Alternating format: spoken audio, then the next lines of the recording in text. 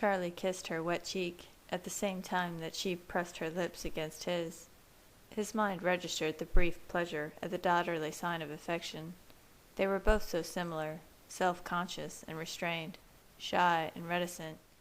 Now he regretted not hugging and kissing her more. He had lost so much time to their separation that letting go now was like tearing out a piece of his soul. I knew how he felt. She was difficult to say goodbye to, even under the best conditions. "Call me." "Soon," she promised, her eyes tightening. This was goodbye, forever. She hid the depth of her anguish well. I hated that I was taking her away from this. Her father and her mother loved her so completely. They needed her. Sure, Renee had Phil now, but Charlie had nobody. He was alone in this world, cast adrift at an early age, remaining stoic, but lonely as the years dragged on. And I was walking out the door with his only comfort. Alice had once said that Bella was all he had. Losing her would kill him. I prayed that was not the case. "Go on, then. Don't want to be late." He spoke gruffly, gently turning her to face me again. I thanked him with a smile, dipping my head in an informal bow of gratitude and respect. Looking into his heartbroken gaze, I felt the full weight of his trust and approval. It took him a long time to be able to offer that to me, but Bella's obvious devotion eventually swayed his opinion of me. I was both honored and guilt-stricken. If he knew what I was, what I planned to do to his daughter, he would never. Hiding my true emotions, I drew Bella against my side, and we exited the house, rushing down the aisle formed by our cheering guests. "Are you ready?"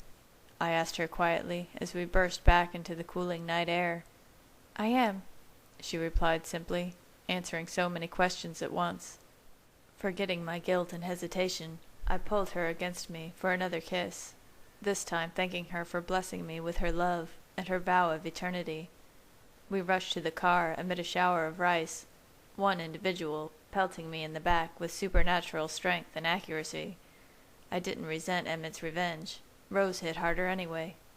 Shielding Bella from the worst of the storm, I opened the door for her and waited until she was in, before crossing to the driver's side.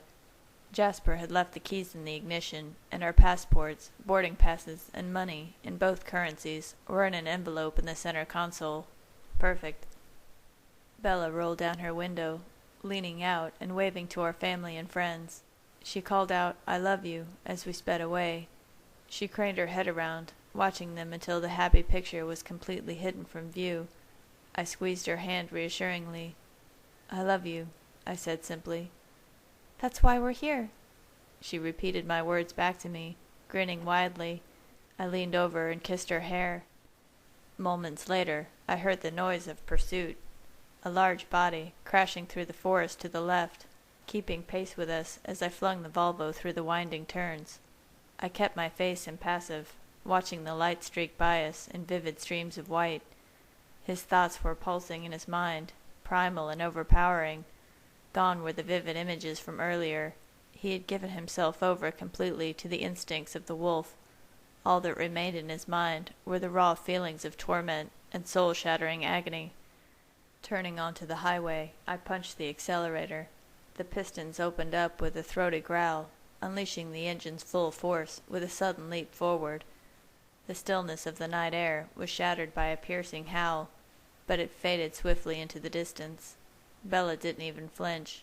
I prayed she didn't hear the farewell cry of her abandoned friend.